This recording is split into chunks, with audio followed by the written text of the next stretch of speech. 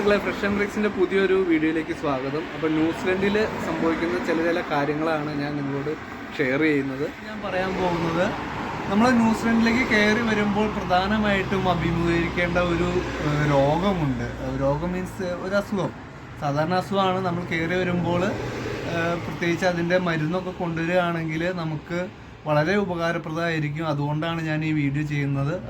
നിങ്ങൾക്ക് അറിവിലുള്ള ആരെങ്കിലും കയറി വരുന്നുണ്ടെങ്കിൽ അവർക്ക് ഈ വീഡിയോ ഒന്ന് ഷെയർ ചെയ്ത് കൊടുക്കണം. അവർക്ക് ചിലപ്പോൾ ഈ ഉപകാരപ്രദമായിരിക്കും.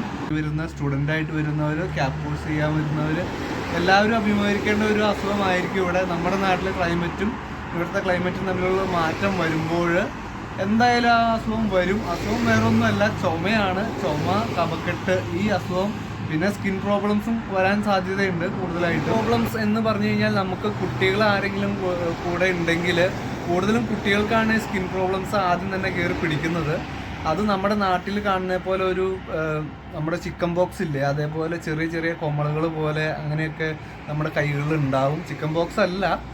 അതെന്നാ കാരണം എന്ന് പറഞ്ഞു കഴിഞ്ഞാൽ ഞാൻ അന്വേഷിച്ചപ്പോൾ മനസ്സിലായ ഒരു കാര്യം, ഇവിടുത്തെ കുറേ പൂക്കളുണ്ട്. അതേപോലെ ഈ പുല്ലിലൊക്കെ ഓരോ തരം ചെറിയ ചെറിയ പൊടികൾ പോലെ ഉണ്ട്. അപ്പോൾ ഈ പൊടികൾ വന്ന് നമ്മുടെ കുഞ്ഞുങ്ങൾക്കുടെ മേത്ത് പറ്റുമ്പോൾ ആണ് ഇതേപോലത്തെ ഈ അലർജി ഉണ്ടാവുന്നത്. അതിന് നമ്മൾ കുറേ ഓയിൻമെൻറ്റും കാര്യങ്ങളൊക്കെ തേച്ച് നോക്കി, പക്ഷേ പെട്ടെന്ന് അങ്ങനെ മാറില്ല അത്. അപ്പോൾ നമ്മൾ അങ്ങനത്തെ സ്കിൻ പ്രോബ്ലംസ് ഉണ്ടാവുമ്പോൾ എന്താണ് ചെയ്യേണ്ടത് എന്നുള്ള മരുന്നും കൂടെ നാട്ടിൽ നിന്ന് ഡോക്ടറെ കണ്ട് എഴുതിക്കൊണ്ട് മേടിച്ചുകൊണ്ട് വരികയാണെങ്കിൽ വളരെ ഉപകാരപ്രദമായിരിക്കും. പക്ഷേ എല്ലാവരും അഭിമുഖീകരിക്കേണ്ട ഒരു അസുഖമായിരിക്കും ഈ ചുമ എന്ന് പറയുന്നത്. നമ്മുടെ നാട്ടിൽ കാണുന്ന പോലത്തെ ഈസി ആയിട്ട് അങ്ങനെ കാണേണ്ട ഒരു അസുഖമല്ല ഇവിടുത്തെ ചുമ. കാരണം തണുപ്പ് ഇങ്ങനെ നിലനിൽക്കുന്നത് കൊണ്ട് ഈ ചുമ വന്നു കഴിഞ്ഞാൽ പെട്ടെന്ന് നമുക്ക് പോവില്ല, അത് വിട്ടുമാറില്ല.